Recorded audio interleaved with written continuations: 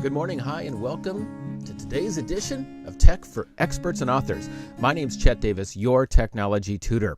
Today is day 2 as we focus on email mistakes to avoid. Now, you might be wondering, wait, email? What? I don't use email anymore. A lot of folks use email, and if you use it just a little bit, it's important to know the mistakes to avoid to making a snafu, especially if you're using email for business. Now, yesterday we talked about tone and timeliness.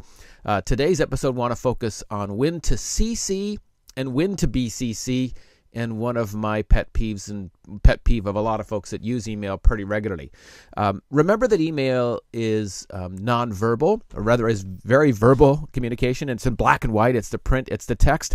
And people don't get what you're saying by virtue of your facial expressions and your hand gestures and all that kind of stuff. So text is terribly important. Today, when to CC, when to BCC. So as you may know, the to field is who the message is designed for. When you're sending a message to me, Chet at yourtechnologytutor.com, for example, it's going directly to me. And the to field is for those folks who you want to have this information. And in general, if you're asking a question, if there's a call to action, it's these folks in the to field who you want to respond. So if this message is being sent to someone, maybe you're delivering a presentation next month, and you want to get back and you want to correlate the audio-visual details and the timing and the topic, etc., you may send it to the meeting planner. Okay, that would be the to field.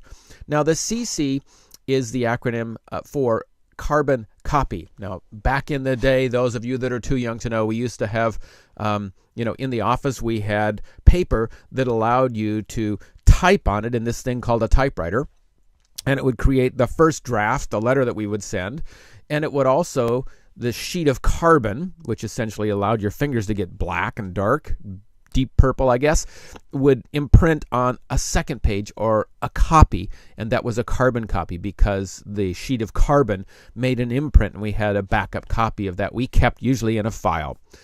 So a carbon copy is designed for someone you want to make aware of the information, but you're generally not expecting them to respond.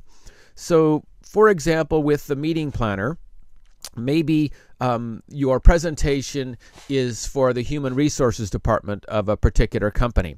So you would send the to field to the meeting planner, and the carbon copy would maybe be the director of human resources, the personnel director.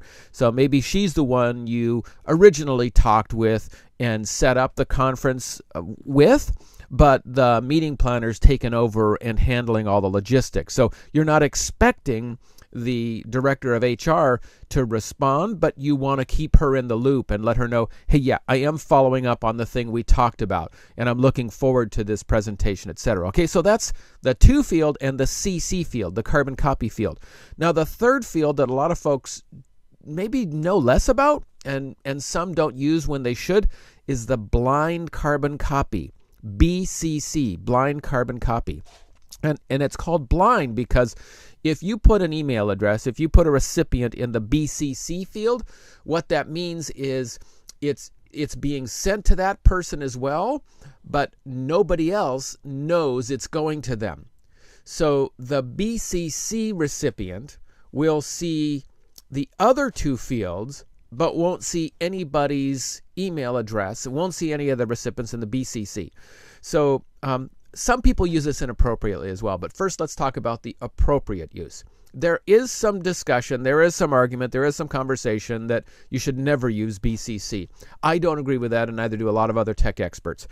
BCC is ideal if you want to send an informational email out, but it's going to a group of people who necessarily don't know each other. And they would be taken aback if you're just going to share email addresses for other people to people they're not connected with.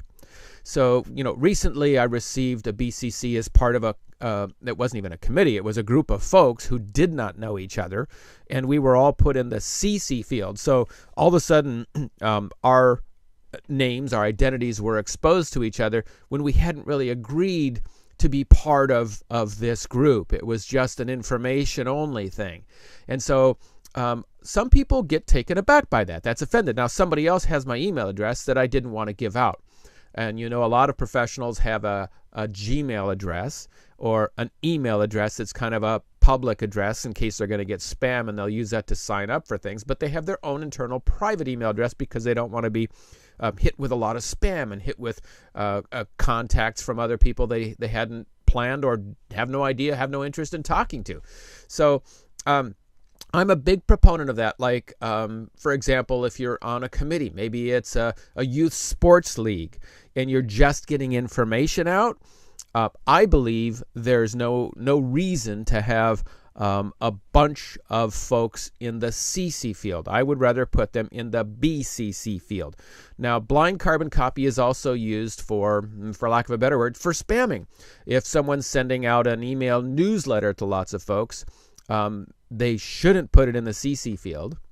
They might put it in the BCC field because these people don't know each other. But I'm going to be one who suggests you shouldn't do it there either. And there's a number of reasons why. It could end you up in the Canned Spam Act. It could end you getting your email account canceled.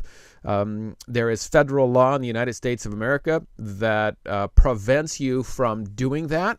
There is a financial penalty, and there is a hardcore tech penalty, and that is, again, you could have your email address shut down if folks complain about that. So you should be using an email service like MailChimp or Aweber or Go Get Response, those kind of things. And we'll be covering that in a future episode. But this morning, again, if it's a small number of folks, committee, 10, 15, 20, 30 people, they don't know each other, I would put them in the BCC field and then put your email address in the to field. It's being sent to you, and all these people are being blind carbon copied. Okay, so that's the to field, the CC field, and the blind carbon copy field. So blind carbon copy, again, is one probably you should use very little. And I do not recommend using it if you're sending something that's very sensitive. Well, as in yesterday's program, you heard me say, don't put anything with deep emotion into an email. It should be a phone call or a face-to-face. And if you're ticked off at somebody, you're writing somebody, maybe it's in your own company, in your own organization, or you're complaining to somebody, don't blind carbon copy someone. Don't do that. The other thing I would ask is avoid reply all if it's not necessary.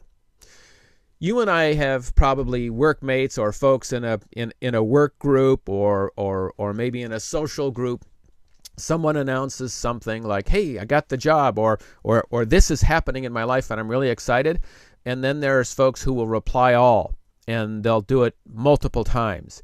And if you want to congratulate somebody, reply to that person and let them know.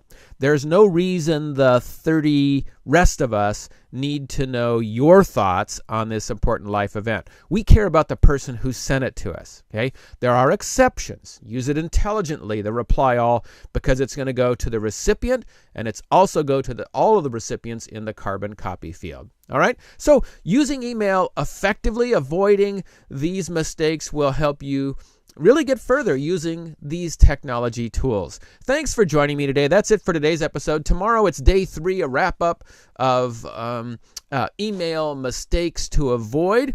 And we're going to hit on a couple more that are big ones for a lot of folks, and that has to do with the subject field. And that can be a real big one. There's 2 things regarding the subject field lots of folks misuse regarding business emails. I look forward to seeing you each and every weekday morning, 6:45 a.m. Pacific. That would be 9:45 a.m. Eastern, right? Go ahead and like this page if you haven't already. Encourage a friend. If you know a friend who uses technology for work, especially if they're an expert and author, invite them to come on over to the page and enjoy these resources as well.